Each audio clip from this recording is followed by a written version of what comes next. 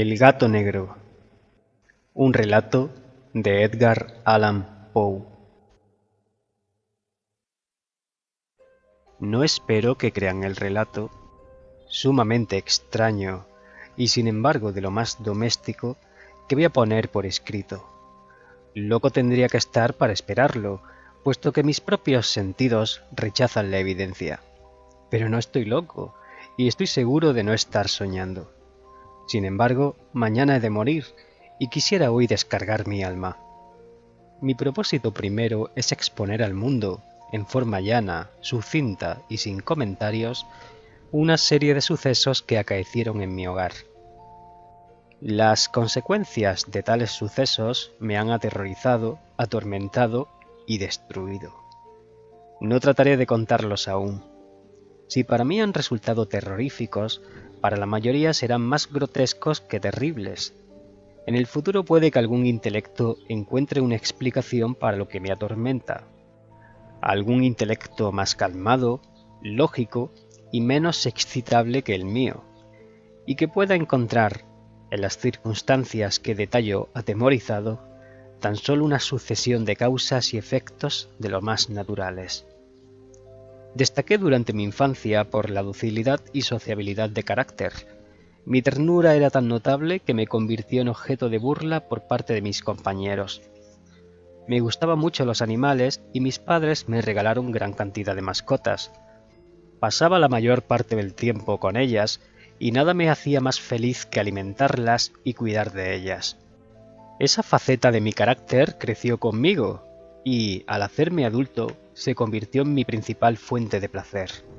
Aquellos que han llegado a apreciar a un perro devoto y espabilado, no necesito explicarles la naturaleza o la intensidad de la gratificación que produce. Hay algo en el amor desprendido y sacrificado de una bestia que toca de lleno en el corazón de aquel que ha tenido ocasión frecuente de ver lo mísera que es la amistad y lo volátil que es la fidelidad del ser humano. Me casé joven y me sentí feliz al descubrir en mi esposa una disposición no distinta a la mía. En vista de lo mucho que me gustaban las mascotas, no perdía oportunidad de conseguirme especímenes de las clases más agradables. Teníamos pájaros, peces dorados, un buen perro, conejos, un monito y un gato. Este último era un animal sumamente grande y hermoso, por completo negro y sagaz hasta extremos asombrosos.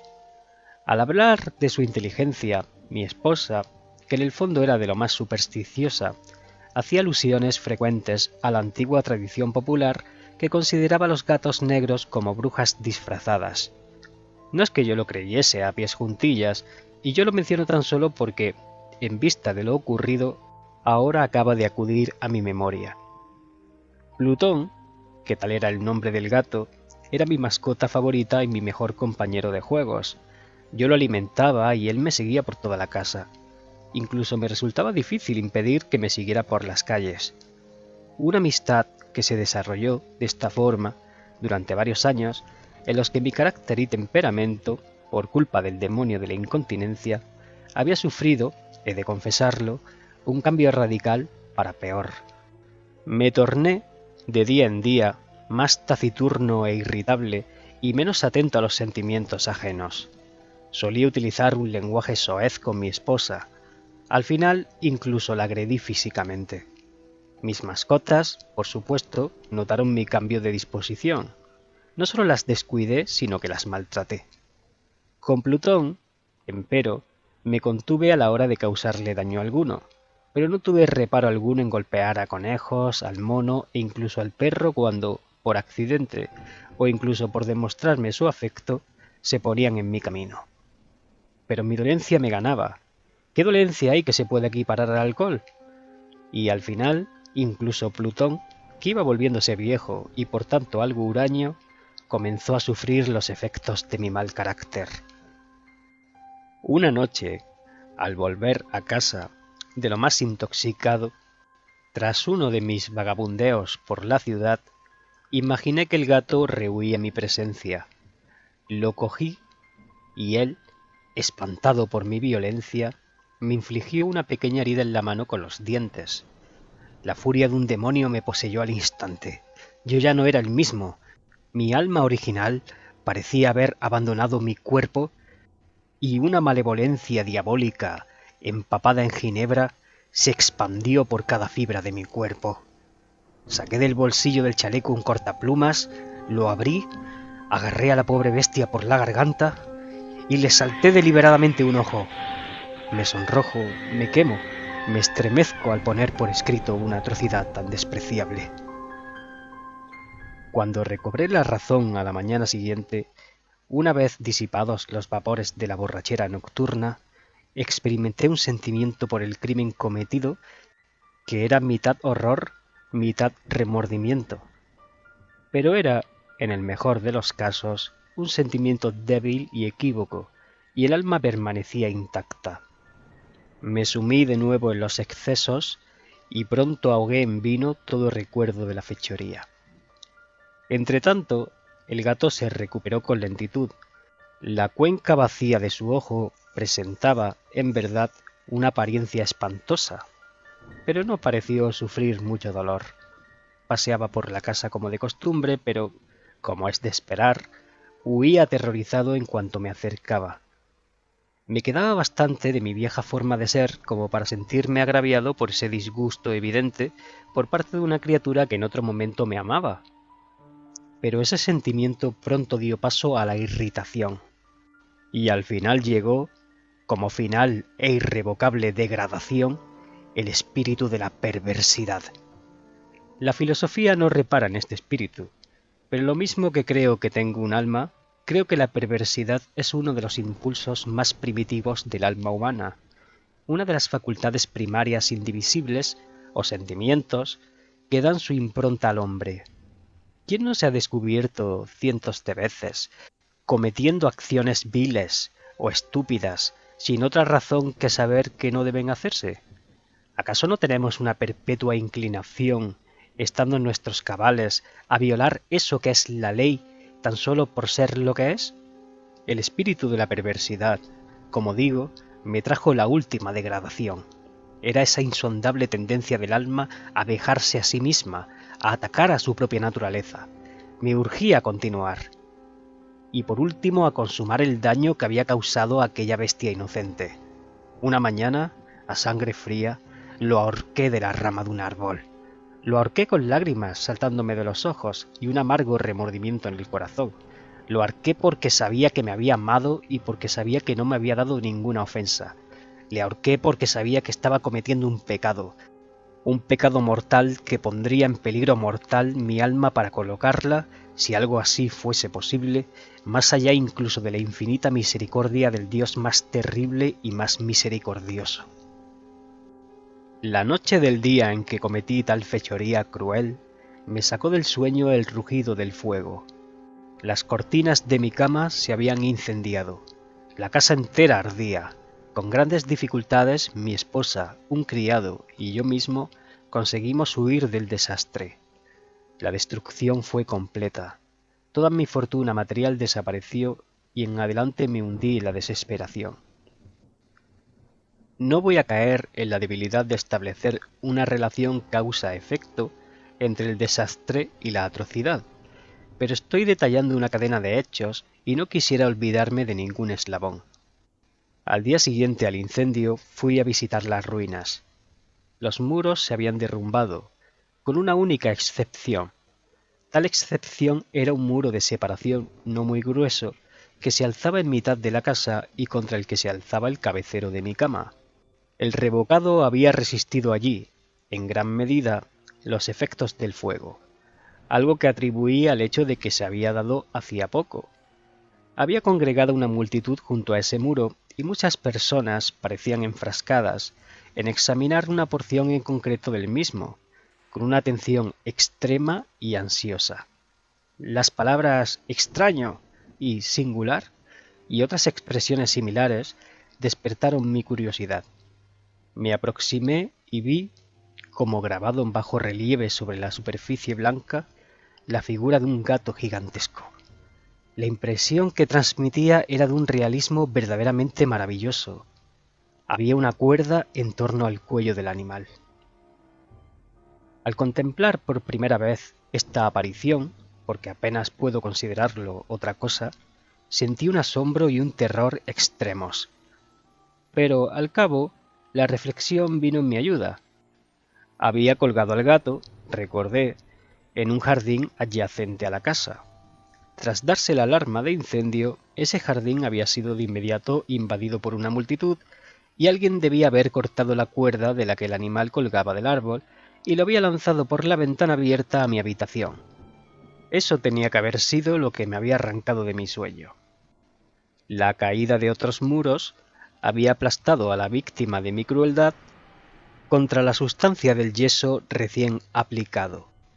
La cal del mismo, junto con las llamas y la momia del cadáver, habían reaccionado para confeccionar esta figura.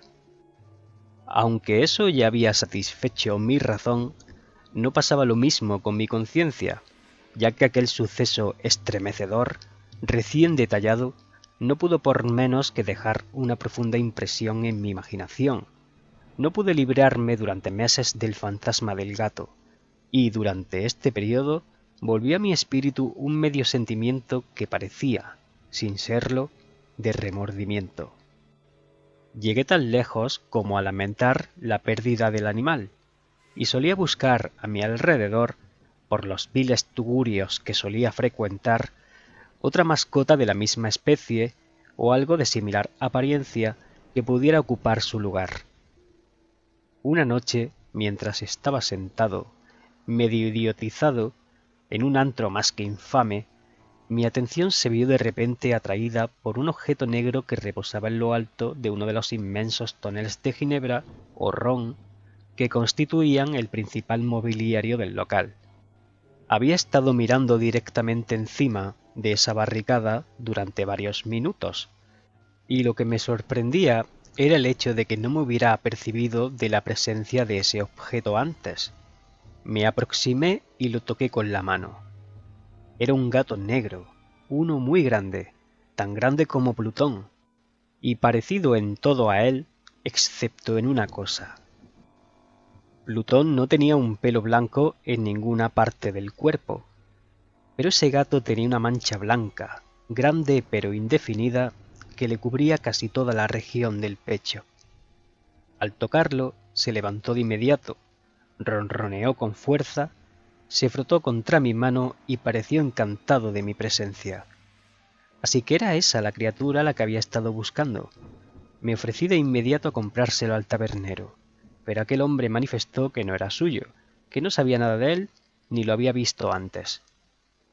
Continué acariciándolo y, cuando me disponía a marcharme a casa, el animal mostró propensión a acompañarme. Se lo permití, y a veces me detenía y lo palmeaba mientras caminaba. Cuando llegué a casa se adaptó a la misma al instante, y se convirtió en un gran favorito de mi mujer. En lo que a mí respecta, no tardé en sentir que nacía en mí el disgusto. Fue justo lo contrario de lo que esperaba. Pero, no sé cómo ni por qué, su obvia querencia por mí me disgustaba y fastidiaba. Poco a poco, esos sentimientos de disgusto y fastidio crecieron hasta alcanzar la amargura del odio. Rehuí a la criatura porque un cierto sentido de culpa y el recuerdo de mi primera fechoría cruel me impedían atacarlo. No lo golpeé durante algunas semanas ni le causé ningún daño violento, pero gradualmente, muy gradualmente, comencé a mirarlo con odio indescriptible y a huir silenciosamente de su odiosa presencia, como si fuera el aliento de la peste. Algo que ayudó a mi odio hacia el animal fue sin duda el descubrimiento, hecho a la mañana siguiente de llevarlo a casa, de que, como a Plutón, le habían saltado un ojo. Tal circunstancia, empero, no hizo sino aumentar el cariño de mi esposa, que, como ya he dicho, poseía en grado sumo esa humanidad en los sentimientos que otrora fuese rasgo distintivo mío, y la fuente de muchos de mis más simples y puros placeres. Pese a la aversión por ese gato, su querencia hacia mí parecía aumentar. Seguía mis pasos con una persistencia que sería difícil de comprender para el lector. Allá donde me sentase, se acurrucaba bajo mi silla o saltaba sobre mis piernas para cubrirme de caricias espantosas. Si me levantaba para pasear, se colaba por entre mis pies, al punto de hacerme casi caer, o clavaba sus uñas largas y afiladas en mi traje para trepar a su manera hasta mi pecho.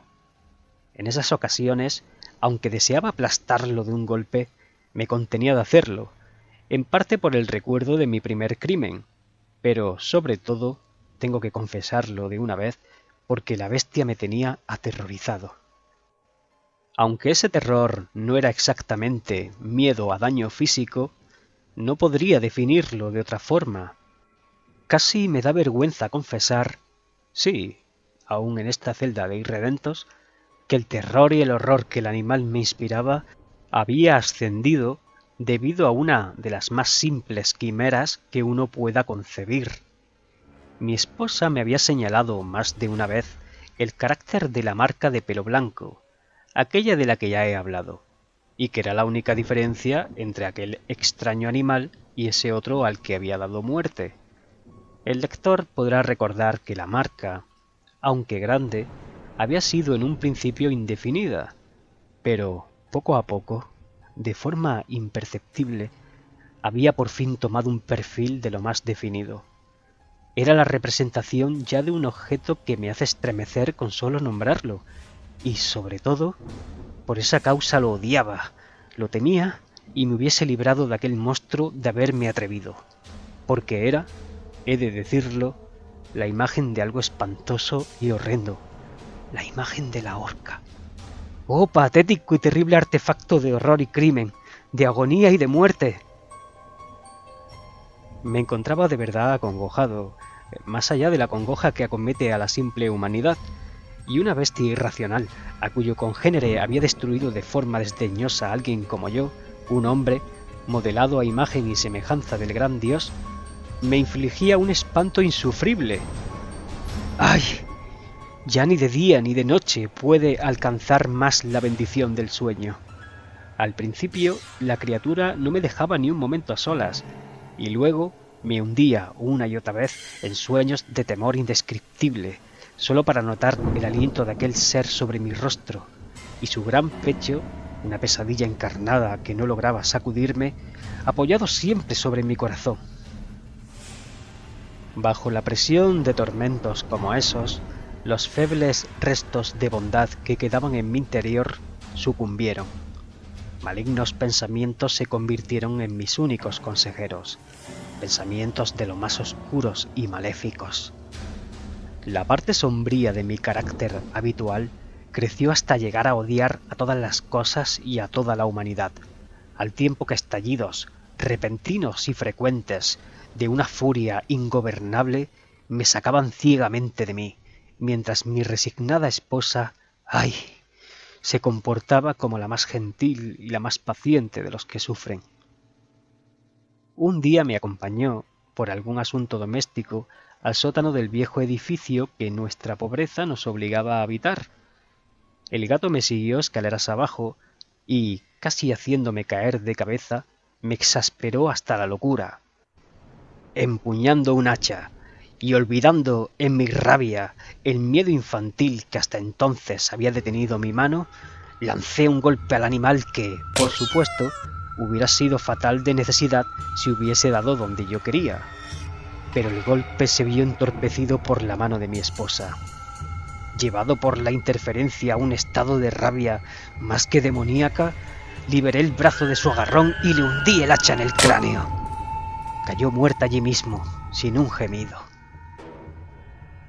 Tras haber llevado a cabo esa muerte espantosa, me puse manos a la obra, con total deliberación, a la tarea de ocultar el cadáver. Sabía que no podía sacarlo de la casa, ni de día ni de noche, sin correr el riesgo de ser observado por los vecinos. Muchos proyectos pasaron por mi cabeza. En un momento pensé en cortar el cadáver en trozos pequeños e irlos quemando. En otro resolví cavar una tumba en el suelo del sótano. Después sopesé la posibilidad de lanzarlo al pozo del patio y de meterlo en una caja como si fuera mercadería, con toda la envoltura habitual, y llamar a un porteador para que lo sacase de la casa. Por último, di con algo que consideré mucho mejor que todo eso. Resolví emparedarlo en el sótano, como se dice que hacían los monjes medievales con sus víctimas. El sótano se prestaba muy bien a un propósito como este. Sus muros estaban mal construidos y luego lo habían revocado con yeso mal aplicado, que la humedad del ambiente impedía secarse. Además, en uno de los muros había una proyección, causada por una falsa chimenea u hogar, que había sido rellenada y a la que habían dado el mismo aspecto que al resto del sótano. No tenía duda de que sería fácil desplazar los ladrillos de esa parte, meter el cadáver y tapiar el agujero como antes, sin que ojo alguno pudiera detectar algo sospechoso. Y no me equivocaba en tales cálculos. Mediante una barra desplacé con facilidad los ladrillos y, tras depositar con cuidado el cuerpo contra el muro interior, lo coloqué en la posición adecuada mientras, sin problemas, recolocaba toda la estructura en su posición original. Habiéndome procurado mortero, arena y cordel de la forma más meticulosa, preparé un revoque que nada podía distinguirse del viejo y cubrí cuidadosamente el nuevo muro. Tras acabar, me dije satisfecho que todo estaba bien. El muro no presentaba el más mínimo aspecto de haber sido tocado. Había retirado cualquier resto posible del suelo. Miré triunfante a mi alrededor y me dije para mí mismo: aquí, al menos, mis fatigas no han sido en vano. Mi siguiente preocupación fue buscar al animal causante de tanta desdicha, puesto que estaba firmemente decidido a darle muerte.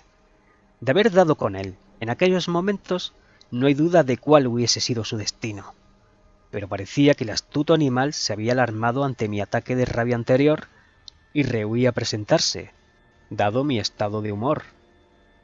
Es imposible de describir o imaginar la gozosa y profunda sensación de alivio que inundó mi pecho ante la ausencia de la detestable criatura.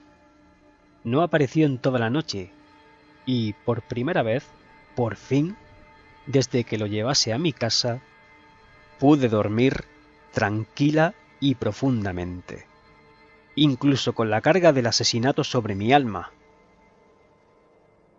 Pasaron el segundo y tercer día y mi atormentador no regresó. Pude respirar de nuevo como hombre libre. El monstruo, aterrorizado, había huido de la casa para siempre. No tendría que verlo nunca más. Mi felicidad era inmensa. La pena de mi negra fechoría me turbaba, aunque poco. Habían hecho algunas preguntas, pero las había respondido con diligencia. Habían hecho una búsqueda, pero no habían descubierto nada, claro. Veía mi felicidad futura asegurada. Al cuarto día del asesinato, una partida de policía se presentó de repente en mi casa y procedió de nuevo a hacer rigurosas investigaciones en toda la vivienda. Seguro, no obstante, de lo inescrutable del lugar que había escogido como escondrijo, no sentí ningún embarazo. Los agentes me pidieron que los acompañase en su búsqueda. No dejaron rincón ni esquina por explorar. Al cabo, por tercera o cuarta vez, bajaron al sótano. No moví un músculo. Mi corazón latía tan tranquilo como el de quien reposa en la inocencia. Recorrí el sótano de cabo a rabo, crucé los brazos sobre el pecho y deambulé de un lado para otro. La policía quedó satisfecha por completo y se disponían a marchar. No podía ocultar mi regocijo. Ardía en deseo de decir siquiera una palabra para marcar mi triunfo y dejar doblemente asegurada mi inocencia. «Caballeros», dije al cabo, cuando el grupo subía ya las escaleras, «me alegro de haber disipado sus sospechas. Les deseo lo mejor y quizá mejores modales. Por cierto que esto es una casa bien construida». Lleno de un furioso deseo de decir algo ingenioso, apenas sabía lo que hablaba. «Excelentemente bien construida», debiera decir. «¿Estos muros se van ya, caballeros?». Estos muros están edificados con solidez. Y aquí, por el simple frenesí de la bravata, golpeé con fuerza, con una vara que tenía en la mano, sobre la precisa porción de albañilería tras la que estaba el cadáver de la esposa de mi corazón. Ampáreme y líbreme Dios de los colmillos del archidiablo. Apenas se habían apagado las reverberaciones de mis golpes, me respondió una voz que procedía del interior de la tumba. Un grito, al principio apagado y roto, como el llanto de un niño, que fue luego creciendo con rapidez hasta un grito largo, alto y continuo, completamente anormal e inhumano. Un aullido. Un grito ululante, medio de horror y medio de triunfo, como podría salir solo del infierno, conjunción por las gargantas de los condenados en su agonía y los demonios en su exultación. Sería necio tratar de plasmar mis propios pensamientos. Desvanecido, me alejé tambaleando hasta el muro opuesto. Por un instante, el grupo de hombres que estaba en las escaleras se quedó inmóvil, abrumado por el terror y el miedo. Un momento después, una docena de brazos fuertes tiraban del muro. Se derrumbó. El cadáver, en estado ya de gran descomposición, cubierto de sangre, se alzaba de pie ante los ojos de los espectadores. Sobre su cabeza, con una boca roja abierta y un solitario ojo de fuego, se sentaba la odiosa bestia cuya astucia me había guiado a la muerte y cuya voz delatora me había puesto en manos del verdugo. Había tapiado al monstruo dentro de la tumba.